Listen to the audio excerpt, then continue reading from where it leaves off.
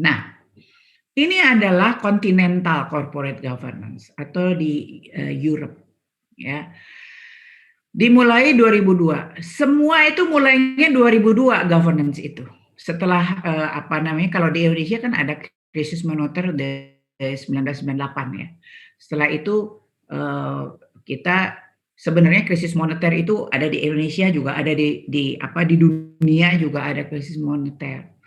Dan tapi yang dirasakan memang di Indonesia. Di 2002 di apa namanya di Inggris itu ada yang pegiat governance namanya Winter, Winter, ya, dan itu disebut Winter Report, ya. Tetapi memang di sini tetap principle base, ya. Di 2006 dia itu membuat apa modernizing company law, ya, enhancing corporate governance di Eropa, ya. Kemudian 2007 dia itu semuanya ini berproses, ya. Saya nggak akan nerangin ini, nanti diterangkan sama Teh Nisa, ya. Yang jelas, ya, di Eropa ini corporate governance-nya lebih simple. Bahkan di 2011 Uni Eropa mengeluarkan Green Paper tentang Eropa Corporate Governance Framework. Ya, jadi dia itu hanya 3 bab. Ada board, shareholders, dan company. Comply or explain principle. Jadi gini, kalau di Indonesia kita rule base. Kalau rule base itu tetap harus dikerjakan semua. Ya, pakai tick mark, pakai format. Kemudian disetor sama kementerian, disetor sama OJK. Kalau principle base, ini ada aturan, cek. Perusahaan, kemudian kementerian, lembaga atau siapapun sudah dianggap menjalankan regulasi. Kalau dia itu menyimpang, ya, dia harus explain. Nah, jadi prinsipnya itu comply or explain. Dia harus comply, dia harus nurut sama regulasi, dia harus menjalankan regulasi. Kalau dia tidak menjalankan regulasi, secara self assessment dia harus explain. Kenapa dia tidak bisa menjalankan regulasi? Nah, ini comply or explain principle, ini adalah ciri-ciri dari principle base. Kalau rule base, semua ada aturan. Ya, tadi saya bilang, bank, misalnya Bank Mandiri, ya, Bank Mandiri. Bank Mandiri itu kan go public. Jadi dia harus tunduk sama undang-undang PT, ya. Dan kemudian karena dia persero, ya, dia juga harus tunduk kepada Kementerian BUMN.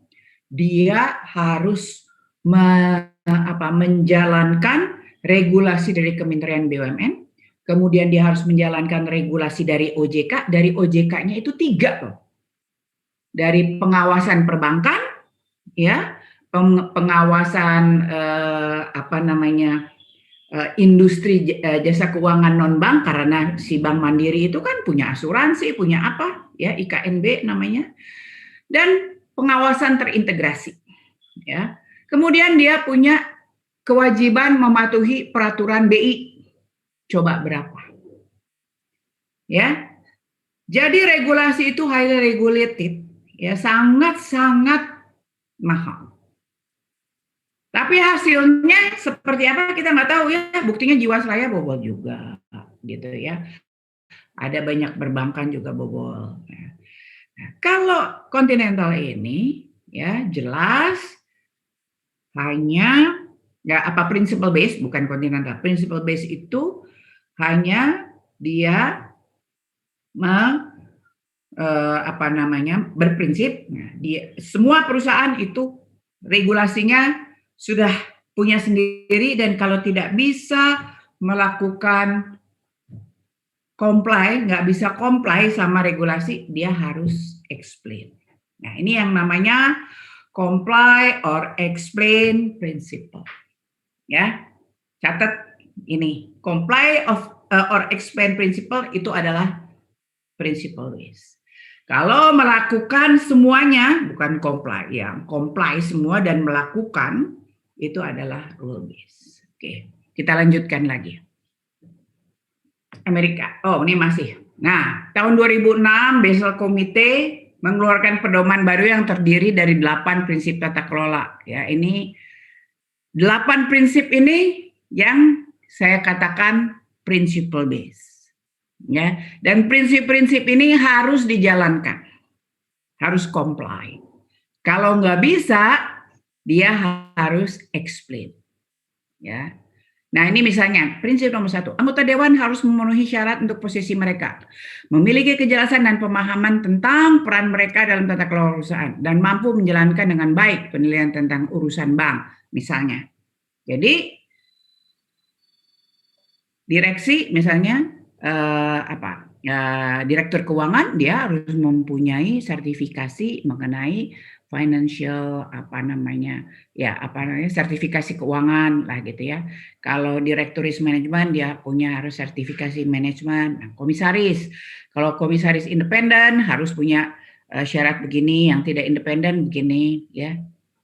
Ketika suatu perusahaan, ini bank misalnya, memilih direktur keuangannya itu bukan akuntan misalnya, tetapi pedomannya harus akuntan, dia harus explain kenapa bukan akuntan yang menjadi direktur keuangan. Gitu, ya. Jadi lebih menekankan tanggung jawab itu kepada si board, si perusahaan, si pemegang saham, bukan si regulator. Kalau di Indonesia kan regulator, ya OJK. Nah itu tidak memenuhi syarat, kenapa? Fit proper, nggak lulus, gitu ya, banyak kan? Kenapa fit proper nggak lulus? Mestinya nggak lulus ya udah.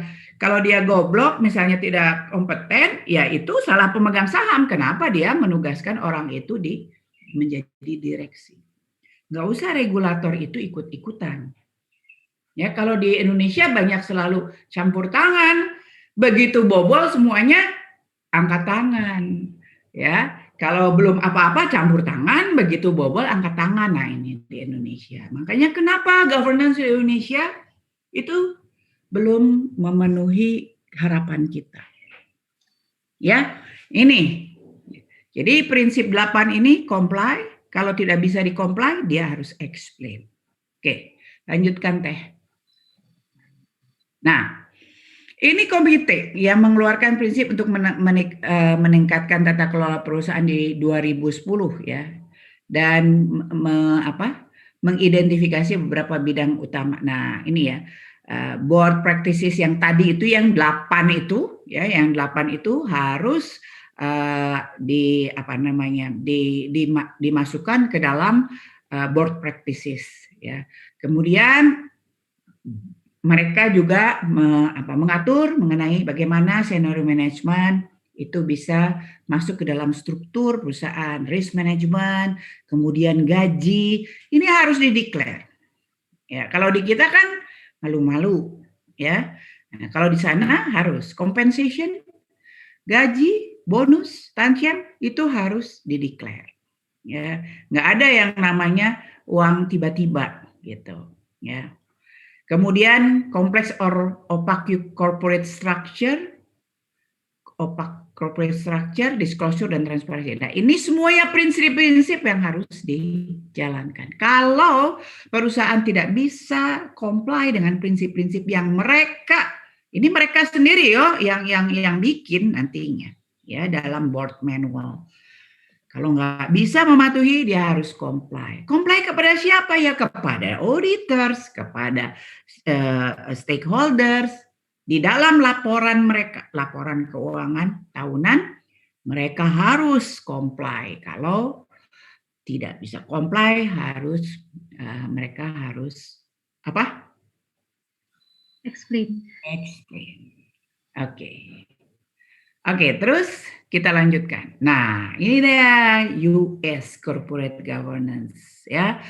Dari 74 ya, dari 74 ada yang namanya ERISA, kemudian 2002 Sarbanes-Oxley, kemudian 2003 Commission on Public Trust, 2008 Emergency Economic Stabilization Act, kemudian ada ditambah New York Stock Exchange Commission and Corporate Governance. Ini semua adalah syarat regulasi dan Indonesia senang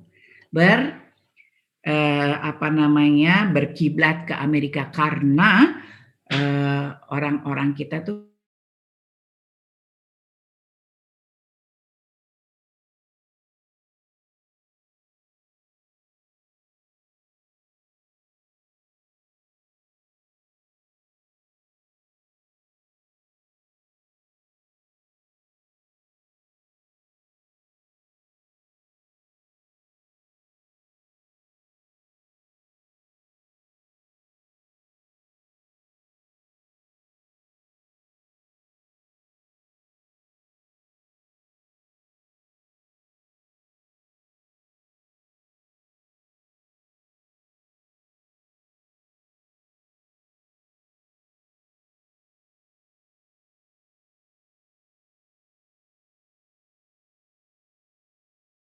US Corporate Governance, Primary Sources of Law, Regulation and Practice. Terdapat dua sumber utama hukum dan peraturan yang berkaitan dengan tata kelola. State Corporate Laws dan Federal Security Laws. Persis kayak di Indonesia. Ada undang-undang PT, ada undang-undang pasar modal, ada undang-undang macam-macam. Kita lebih banyak daripada US. Ya, nah kalian pelajarin nih. Ya, betapa Amerika yang sudah rule based itu cuma ada tiga kali ya. Satu lagi apa? Coba habis ini. Sumber utamanya hanya dua, Prof. Dua Cuma ya. dikembangkan gitu. Ada satu lagi itu practices ya mengenai ada state corporate laws, ada federal security laws, udah gitu ada aturan di negara-negara bagian gitu. Kalau di kita perda-perdanya lah gitu ya. Oke. Nah, kita lihat sekarang bagaimana responsibilities entities-nya. Nah, apa lembaga pemerintah utama dan entitas lain yang bertanggung jawab untuk membuat aturan tersebut. Nah, ini ada SEC. SEC itu seperti kita di BII ya, pasar modal. Ya, kemudian ada Sarbanes-Oxley Act untuk Dewan Pengawas Akuntansi Perusahaan, PCAOB. Masih ada aja ya kemarin EY juga kena nih sama internasionalnya ya, akuntan publik internasional PCAOB ya, diawasin akuntan publik. Pokoknya pengawasannya itu luar biasa ketat ya. Kemudian ada CII adalah asosiasi yang berpengaruh dari dana pensiun publik dan swasta yang sering mendorong reformasi tata kelola. Luar biasa, regulator di Amerika sama seperti di Indonesia banyak. Ini perbedaannya si rule base ini. Ya. Jadi regulasinya itu banyak, pengawasnya juga banyak. Itu ciri-ciri rule base. Jadi nggak ada orang aku duluan. Comply itu tidak diharuskan. Comply apa namanya? Explain nggak diharuskan. Itu nggak diharuskan. Pokoknya harus comply. Nah, semuanya harus comply. Tidak ada maaf bagimu. Kalau principle base harus comply. Tetapi in case nggak bisa comply, ya kalian harus explain. Oke. Lanjut. Nah, ini corporate governance-nya Afrika. Afrika itu dimulai pada saat Nelson Mandela itu revolusi Afrika. Afrika kan dulu orang kulit putih, ya, di mana dia itu pakai rule base juga. Ya. Begitu Nelson Mandela itu jadi presiden, si Nelson Mandela ini kan kulit hitam, ya, revolusi. Jadi Afrika itu bukan negara terbelakang, dia negara maju karena kulit putih. Ya, begitu dia revolusi, kulit hitamnya menjadi memimpin, Nelson Mandela ini sadar betul bahwa governance ini harus dikembangkan, dan sebetulnya dia mempercayakan namanya kepada sahabatnya namanya Mervyn King ya. Mervyn King itu adalah penggagas good corporate governance di Afrika. Nah, ceritanya pada saat revolusi itu, bagaimana caranya mendidik orang-orang kulit hitam yang sangat tidak disiplin, yang sangat susah diatur, untuk mendisiplinkan rule base. Itu sangat-sangat tidak mungkin. Sehingga si Mervyn King itu ambil jalan tengah, ya. Jadi mereka dia itu yang gampang-gampang dulu, ya, di King 1. Nah, itu tahun 94. Di King 2 dia mulai, ya, key principle from the first King report covered-nya. King report yang pertama itu dia hanya menginventarisasi, ya, apa yang bisa dikerjakan, apa yang tidak bisa dikerjakan sama orang kulit hitam. Jadi orang kulit putihnya tetap menjadi top level, dan penyelenggaranya itu adalah orang kulit hitam yang tidak bisa kerja dan malas.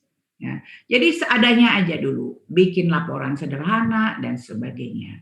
Nah, kemudian baru di King 2 itu membuat kunci-kunci, prinsip-prinsip kunci untuk King Report yang pertama. Kemudian King Report ketiga itu juga sama, ya. Yang kedua, yang ketiga itu alternative dispute resolution. Jadinya kan pasti ada dispute begitu ya antara orang kulit putih, kulit hitam gitu ya. Kemudian mulai ada risk based internal audit, kemudian shareholder approval. Ini semuanya berevolusi. King 2. King 3 itu juga berevolusi sampai dengan sekarang King 4, ya. Dan dia itu membuat report itu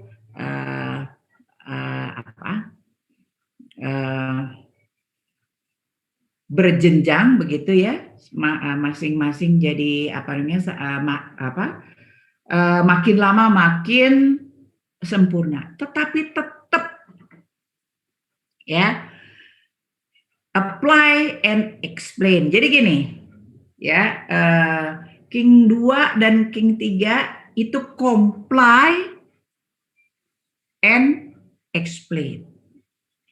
Dia hanya comply aja gitu. Nah, King 4 itu bukan comply tapi apply, ya, apply and explain. Ya. Kalau comply itu sesuai, ya kan? Kalau 4 itu dia mengaplikasikan. Bisa aja kalau comply itu seperti saya punya handphone ini Samsung, kompatibel dengan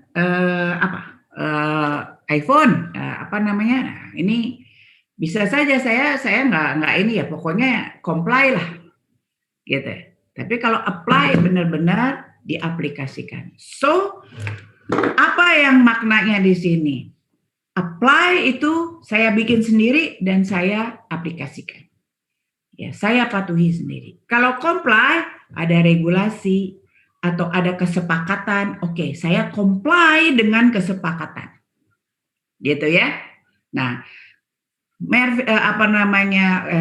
King 2 dan King 3 ini kita lebih pada kesepakatan bisnis, kesepakatan regulasi, ya nggak bisa orang diatur-atur gitu ya. Orang hitam nggak bisa diatur-atur begitu.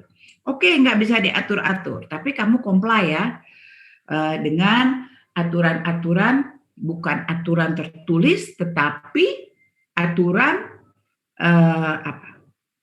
kesepakatan, norma, gitu. Itu yang lebih di-comply oleh mereka. Ya. Nah, Jadi tujuan menyuruh King 4 adalah untuk membuat tata kelola perusahaan yang lebih mudah diakses dan relevan dengan berbagai organisasi dan menjadi katalisator untuk pergeseran dari pola pikir berbasis kepatuhan ke pola pikir yang memandang tata kelola perusahaan sebagai pendorong untuk penciptaan nilai. Nah, saya membuat buku namanya Digital Governance. Ya, digital governance itu adalah kegundahan saya sebetulnya. Kenapa di Indonesia kok mau-maunya bikin rule base, ya udah mahal gitu ya. Kemudian orang juga nggak nurut, orang bikin aturan untuk dilanggar sendiri. Dengan COVID ini kita melihat bahwa ternyata kita bisa loh melakukan principle base, ya. Apa sih principle base? Semuanya itu yang prinsip-prinsip aja. Coba kita hidup dengan GoFood, dengan GoSend, dengan apa coba? Kita beli barang-barang di marketplace, di Tokopedia, ya di Shopee, kita bisa milih barangnya, kita bisa lihat review orang yang jualnya. Itu adalah governance. Ya, begitu kita memesan barang di Tokopedia, ya kita udah tahu barang yang mau kita beli. Penjualnya kita juga udah tahu, harganya udah tahu, ya. Di mana dia pergi punya barang? Apakah di Jakarta, apakah di Surabaya, apakah di mana kita tahu. Ya, sehingga kita bisa ngitung kalau sampai ke Bandung itu berapa lama barang itu, ya. Begitu kita pesan, udah kita bayar. Kita bayar pakai apa? Pakai transfer, kan? Itu adalah kepercayaan pada trust begitu. Ya, begitu barang datang dan sebagainya kita kasih review. Nah, ini sebenarnya udah governance-nya udah dalam satu platform begitu. Ya. Coba kita lanjutkan. Nah, ini apa? Steering point summary. Oke. Ini kalau King 3 called kita sebut on companies to apply or explain, King 4 assume application of all principle and require entities to explain how the principle are applied. Nah, jadi tadi salah yang King 3 itu apply or explain. King 1 2 comply or explain gitu ya. King 4 dia harus juga mengatakan kenapa kita apply gitu ya. Jadi makin lama makin makin bagus gitu ya. Dan behavior, mindset, attitude, ethical leadership itu adalah komponen dari corporate governance ya. Jadi udah terbentuk sendiri gitu ya. Jadi kita mau katakan ini govern, oke. Kalau govern itu ya leadership-nya itu leadernya itu punya ethical-nya yang bagus, attitude-nya bagus, mindset pemikiran ke depannya bagus, positive thinking, behavior-nya juga bagus, ya. Dan the focus is on transparency and targeted, well considered disclosure. Jadi semua itu ya dia harus explain dengan disclosure. Jadi reportnya itu banyak sekali disclosure. Dia itu self-assessment, self-disclosure. Ya. Remuneration receive, ya. Kemudian apapun ya harus di-disclose. Ya. Nah, coba kita lanjutkan lagi.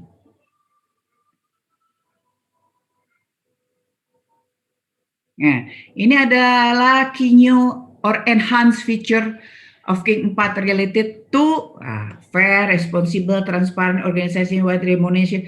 Ini semua ya syarat-syarat itu ya relate to prinsip-prinsip ini.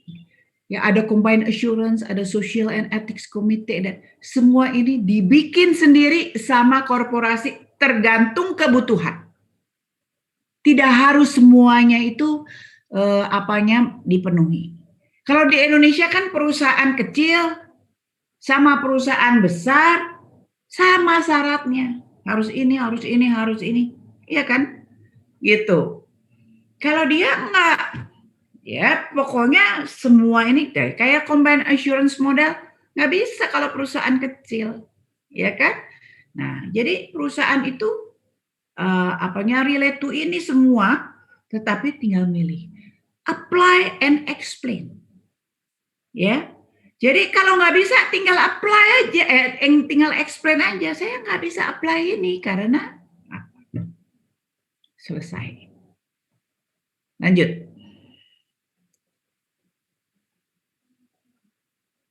Nah, udah Indonesia. Ya. Nah, sebelum di Indonesia, saya mau meinikan juga. Nah, di dalam corporate governance ya, kita kan ada Anglo-Saxon, ada Continental. Kita itu banci, ya. Governance-nya, good corporate governance-nya pakai Anglo-Saxon, tetapi undang-undang PT-nya ini pakai Continental, ya. Continental itu adalah ada pengawas, ada eksekutor, yaitu yang namanya two tiers board. Ada komisaris dan ada direksi. Kalau apa namanya Anglo-Saxon itu komisaris dan direksi itu jadi satu board. Ya. Sehingga di kita itu mahal sekali ya. Rule base-nya ikut ke Amerika segala macamnya, tetapi undang-undang PT-nya kontinental sangat mahal. Jadi ada organ perusahaan itu ada komisaris, ada direksi. Komisaris punya juga organ namanya komite-komite. Komitenya aja ada komite audit, komite risk management, komite risk remunerasi, komite nominasi dan remunerasi. Mungkin juga ada yang namanya komite governance. Tapi yang pasti 3. Ya, coba ini keharusan ini 3. Kalau perusahaan kecil ada komisaris, komisaris 3 harus ada 3 komite udah 6. Berapa duit ini? Nah, organ yang direksi adalah SPI, Satuan Pengawas Internal, Internal Audit, ya kan? Banyak lagi apa namanya organ-organnya. Nah, ini seperti ini. Kemana ini teh share screen-nya kok nggak ada? Teh Nisa hilang.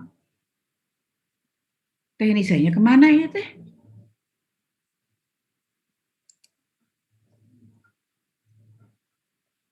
Bulu? Hilang di telan bumi? Kemana Nisa?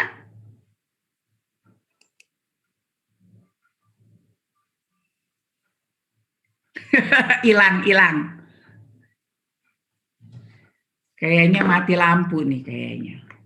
Coba saya ini dulu. Oh ya, mati lampu di rumah jadi langsung keputus. Ini dia nih.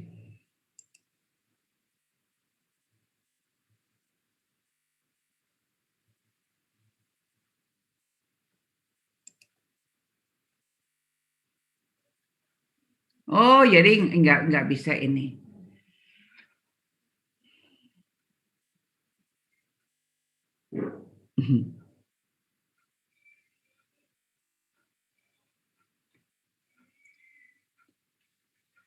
Oke, ya.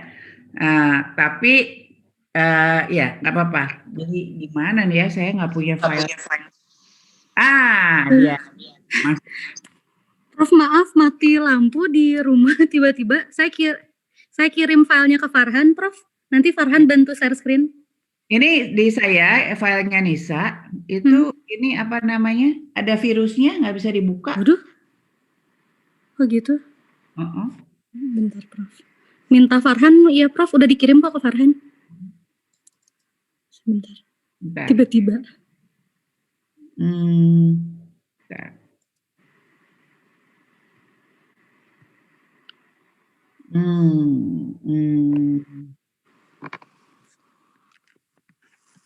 Nah, udah? Udah, Prof.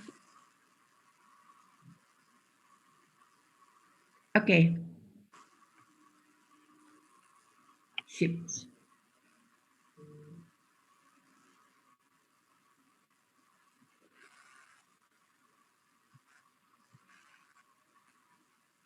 Ya. Nih ya. Gimana di Undang-Undang Republik Indonesia? Nih ada Undang-Undang Nomor 40 Tahun 2007 tentang perseroan terbatas. Ya, dan disempurnakan menjadi Undang-Undang Nomor 1 Tahun 95 tentang perseroan terbatas. Ya. Nah, ini di dalamnya juga ada good corporate governance ya.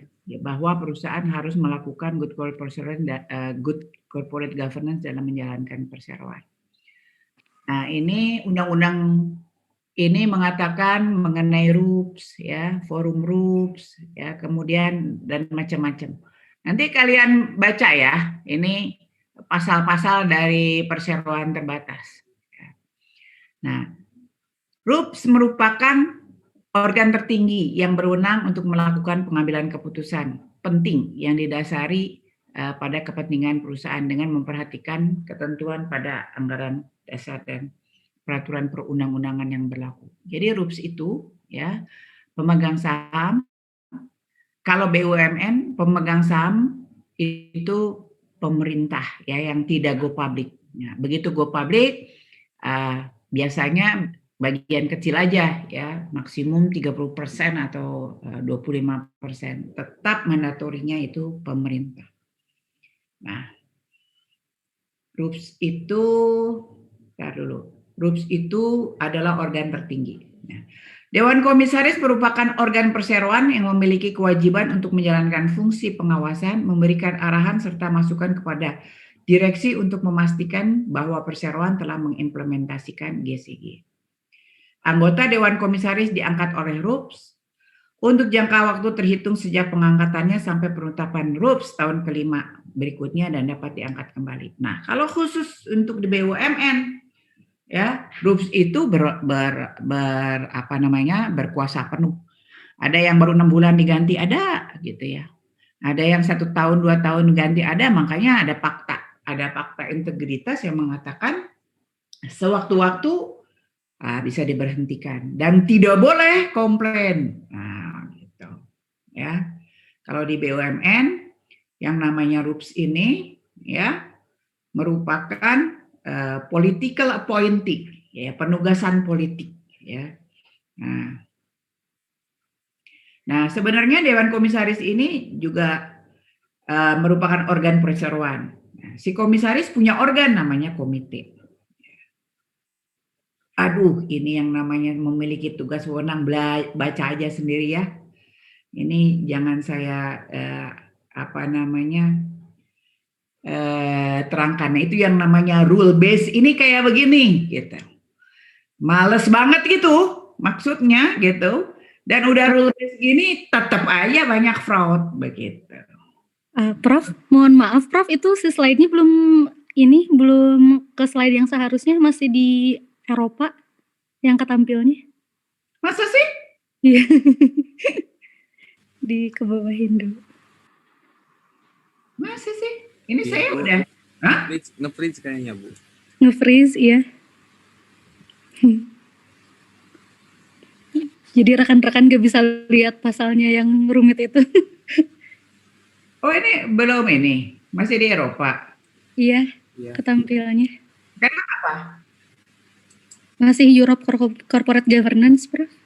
Yang slide kelima sekarang. Udah saya stop dulu.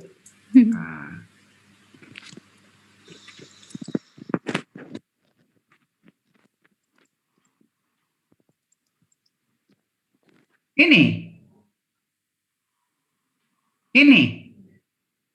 Belum tampil, Prof? Belum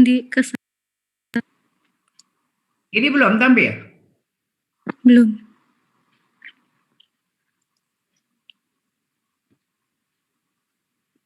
Kok bisa gitu ya? Bisa ya? Gimana dong? Atau share desktop aja, Prof, biar yang kelihatan Prof Ilya kelihatan kita.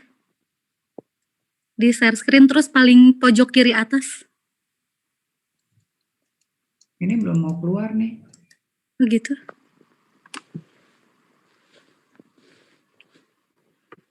And show aja.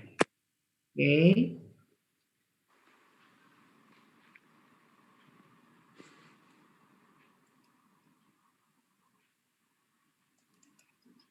Ini nggak kelihatan? Nah, sekarang kelihatan Prof yang Indonesia sekarang. Ini Indonesia. Ya, slide 13 ini kelihatan. Slide 14 sekarang. Kalau saya ini Slideshow. Gini juga gak masalah, Prof? nggak masalah. Yang lain-lain. Ini aja gak apa-apa. Oke. Nanti bahannya di-share sama teman-teman ya. Ya, sudah dikirim ke Farhan, nanti tinggal di-share ke yang lain. Ini, nah ini corporate governance di Indonesia ya. Ini malesin itu tuh yang saya bilang malesin ya. Pasal-pasalnya banyak. Yang penting corporate governance di sini kalian baca aja ya. Ini RUPS merupakan organ tertinggi ya. Yang tadi. Dewan Komisaris merupakan organ perseroan memiliki kewajiban untuk melaksanakan fungsi pengawasan ini tadi. Dewan Komisaris diangkat oleh RUPS. Ini tugas dan wewenang dan tanggung jawab. Tugas, wewenang, tanggung jawab. Nah, kayak begini. Ini sebenarnya belum juga nih kalau misalnya di BUMN. Masih banyak lagi. Nah, direksi merupakan organ perseroan yang bertugas dan bertanggung jawab menjalankan pengurusan sesuai dengan maksud dan tujuan perusahaan, sebagaimana tercantum dalam anggaran dasar. Setiap direktur memiliki masa jabatan. Nah, pokoknya ini semua kalian baca, ya. Nah, apa tugas kalian? Nah, stop share kita. Sip. Nah, daripada saya ngacapruk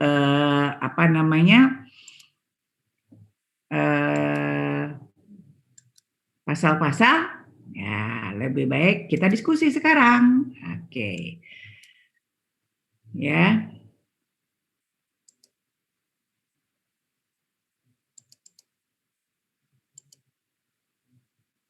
Oke. Yuk. Ada yang mau bertanya?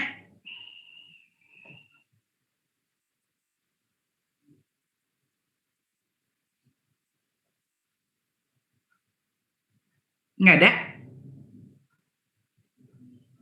Ngerti prinsipal base sama rule base?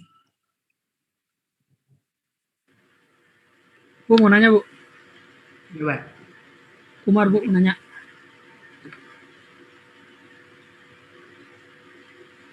Cek. Ya Bu. Tadi kan. Kamu teh belum cukur atau bagaimana menigondrong begitu? Iya Bu, belum cukur. Mau nanya Bu, kalau tadi yang di Indonesia kan udah mah dia pakai yang rule base, sama dia two tier kan? Kan kata Ibu tadi mahal banget ya jadinya. Ya bukan mahal banget, ya pasti aja lah mahal. Ya kan, ongkos untuk bikin laporan, ongkos bikin dokumen-dokumen itu, ya kan? Harus hire orang berapa banyak untuk bikin laporan. Ya maksudnya kan banyak begitu, tapi kenapa sampai sekarang masih begitu aja Bu? Itu karena kita rule base. Karena undang-undang PT-nya itu juga kontinental. Two tiers two tiers form gitu ya. Jadi dua layer gitu. Jadi pengawasannya itu kita berlapis-lapis. Nah, Indonesia sebenarnya presiden itu udah sadar loh bahwa kita itu kebanyakan peraturan. Kan selalu kan Presiden Jokowi mengatakan ini aturannya banyak sekali, satu kementerian ratusan aturan, di-cut. Nah, tapi masyarakat Indonesia kagak bisa. Ego sektoralnya itu sangat kental. Contohnya Omnibus Law kemarin ya, itu kan sebenarnya kan undang-undang tenaga kerja, undang-undang investasi, undang-undang kesehatan, undang-undang banyak loh. Ada berapa undang-undang dijadiin satu. Tapi kan ribut. Ya, di luar ada salah ketik dan sebagainya ya. Nah, ini memang pemerintah itu belum terbiasa mensosialisasi secara digital sehingga nggak bisa diakses sama masyarakat, timbullah hoax-hoax gitu. Jadi balik lagi, kenapa tadi Umar tanya, kenapa kalau di Indonesia ya itu masyarakat Indonesianya itu memang sudah mentalnya itu harus diatur, mentalnya harus diatur. Kalau nggak diatur dia nggak akan benar, gitu Umar. Nah, blessing ini, COVID ini blessing. Ternyata manusia Indonesia itu nggak diatur pakai peraturan, bisa loh, bisa govern. Coba kamu bertransaksi sama marketplace, kan? Governance-nya udah ada di situ. Kamu sekarang mau pinjam uang pakai peer-to-peer lending, ya kan? Dengan gadget aja ke BCA dan sebagainya bisa loh pinjam uang, nggak usah datang, gitu. Jadi jawaban Umar, kenapa kok sampai sekarang Indonesia belum? Ya pemerintahnya juga begitu, masyarakatnya sama. Tapi upaya pemerintah tuh udah ada loh, mensinergikan, mengkolaborasikan aturan di dalam satu undang-undang. Gitu. Ya pelan-pelan lah, tapi dengan era digital ini ke depan kayaknya principle base bisa jalan. Mudah-mudahan. Halo, Umar. Yuk, Ya. ya kemarin soalnya pernah sempat dibahas juga, kayaknya Bu, beberapa hari lalu sama Erick Thohir yang sama Kang Ilyas itu Bu, yang komisaris sama direksi titipan gitu. Ya, makanya saya bilang kan political appointee kalau BUMN. Gitu.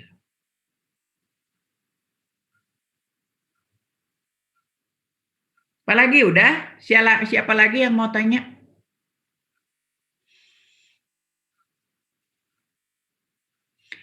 Oke, sekarang Nisa, tolong dong. Oh, nggak bisa ya. Di ini aja dicatat orangnya satu-satu, perusahaannya apa yang mau direview sama mereka. Farhan aja. Iya, baik. Bisa kok, gak apa-apa Prof. Oke, ya udah oke. Dimulai, saya absenin aja Prof, langsung. Ini tuh mati lampu masih? Masih, tapi masih ada baterainya sedikit, tapi wifi-nya gak nyala. Oh. Tetheringnya kayaknya gak kuat Prof. Langsung aja ya Prof ya. Umar Fahri yang pertama, mau perusahaan apa nanti kalau misalnya ngejelasin buat tugas selanjutnya tentang governance ini, corporate governance? Pertamina aja. Apa? Pertamina Ya. Keren. Oke, selanjutnya Fuji Lestari itu masuk gak ya tadi? Oke.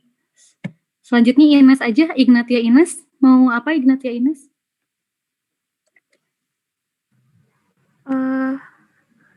Unilever mungkin Bu. Unilever ya. Oke. Hasna gak masuk. Adinda? Nggak ada ketentuan apa-apa ya Bu. Yang penting kan kita gak boleh perusahaannya sama ya antara satu orang sama yang lain. Ya. Kira-kira mau bahas apa gitu yang langsung ada di pikiran. Astra aja deh. Astra ya. Oke. Oke, selanjutnya Bibin gak masuk. Aulia? Bulog aja Bu. Bulog. Baik. Terus Putri gak masuk, Meli gak masuk. Ataya bisa ngobrol deh? Atau dilewat dulu? Sini. Ya? Gimana? XLS ya tadi. Oke, Zindi gak masuk. Emerald? Ya Bu, Ya, Emerald mau apa? perusahaan apa ya? Malah nanya lagi. Aku barusan saya baru habis ke belakang dulu, ada kurang enak perut. Enak ini. Iya, Bu. Jadi milih salah satu perusahaan buat nanti dibahas corporate governance-nya gitu, Emerald. Yang udah tuh Pertamina, Unilever, Astra, Bulog, XL Axiata. Emerald mau? Saya Telkomsel aja, Bu. Oke, Telkomsel. Selanjutnya Nicholas. Bebas kan perusahaannya ya, Bu? Bebas, yang penting nanti bisa ngebahasnya aja nih kira-kira gitu. Saya ambil ini deh, ANTM, Aneka Tambang. Oke, Antam ya. Ya, Antam. Oke, baik. Selanjutnya Langkap, masuk gak sih kalau Langkap? Enggak ya? Faradila? Kalau Bank Mandiri boleh nggak, Bu? Boleh. Perbankan boleh. Oke, Bank Kan Mandiri. ada juga tadi kata Prof Ilya, Bank Mandiri banyak yang harus dibahas. Oke, baik. Selanjutnya Farhan Azhar. Perusahaan Sido aja sudah muncul. Sudah muncul. Oke. Naufal. Selanjutnya. PT apa ya, Bu ya? Indofood deh. Indofood. Ya. Indofood sukses makmur ya berarti. Oke, selanjutnya Bima.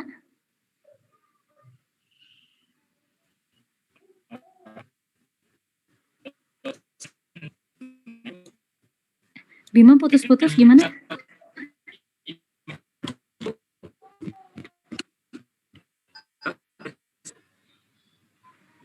Bima putus-putus suaranya.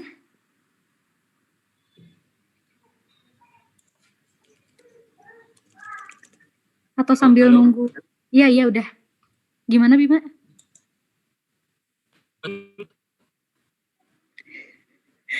Bima di chat aja ya. Putus-putus lagi. Nanti sambil saya bacain di chat. Oke. Terus selanjutnya Melisa gak masuk ya? Oke. Prof Ilya mungkin udah semua dari yang hadir. Nanti mungkin Farhan minta tolong informasiin ke kelas ya buat yang belum. Jadi yang gak masuk 8 orang. Tugasnya saya ini di Google Classroom ya? Classroom ya.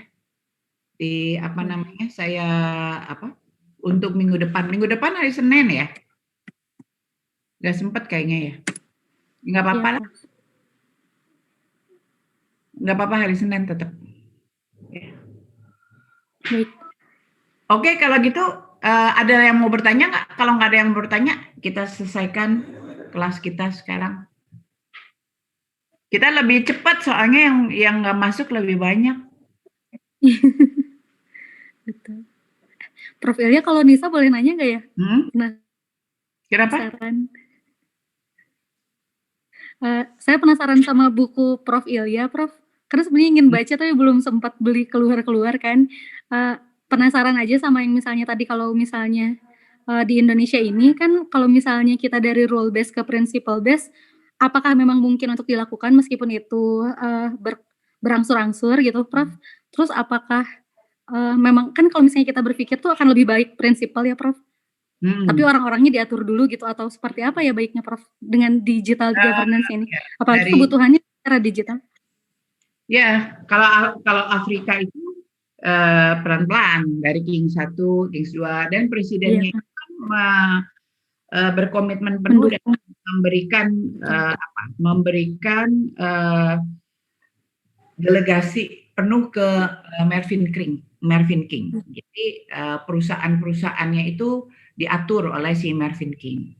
Cuman di Afrika itu nggak seperti Indonesia. Di Indonesia kan UMKM-nya ribuan, ya kan? Perusahaan kecil, perusahaannya banyak. Kalau di Afrika tuh enggak, populasinya sedikit, ya. Jadi lebih mudah gitu menjalankan evolusi. Kalau di Indonesia harus ada COVID dulu. Nah, dari COVID ini ke era digital baru semuanya itu iya.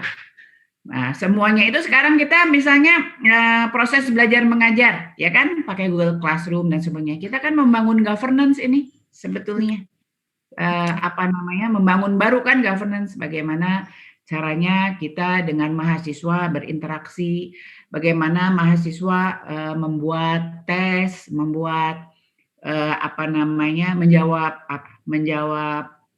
menjawab ujian gitu tanpa cheating, ya. Karena kalau misalnya cheating ketahuan, gitu. Kita membangun kembali. Jadi kalau di Indonesia ya harus ada Trigger dulu ya, trigger dulu. harus ada trigger dulu baru kapok. Baik. Kalau orang Baik, Prof. Indonesia kan harus sakit dulu baru dia oh iya ada, ternyata COVID ada gitu. Jadi beritanya tuh bener loh, ternyata COVID itu ada. Ya bagaimana? Jadi nggak percaya gitu bahwa ada COVID. Begitu dianya itu kena baru ternyata benar-benar ada itu COVID dan sangat menyakitkan gitu. Jadi kalau orang Indonesia begitu budayanya, susah. Baik, Prof. Terima kasih. Ya, misalnya nanti itu aja alamatnya di mana ntar saya ini. Ada di Tokopedia sih sebenarnya, tapi saya sih ada beberapa biji di Tokopedia udah ada. Gak apa-apa, nanti beli aja, Prof. Mau beli, udah mau beli, Pak. Ya. Oke. Terima kasih ya. Kalau ada lagi yang bertanya, kita akhiri ya. Kasihan itu tetheringnya ntar Nisa. Gak apa-apa. Okay. Untuk Farhan boleh minta tolong di capture gak ya buat absen? Farhan? Ibu mohon maaf, saya juga di HP Bu, laptop saya tiba-tiba mulai. Ada yang bisa bantu buat capture? Saya boleh, Bu. Ya, silakan. Terima kasih. Di capture buat absen dulu. Iya, Bu. Capture ya. 1, 2, 3. Udah, Bu. Iya, silakan. Oke. Terima kasih. Assalamualaikum warahmatullahi wabarakatuh. Waalaikumsalam warahmatullahi wabarakatuh. Terima kasih.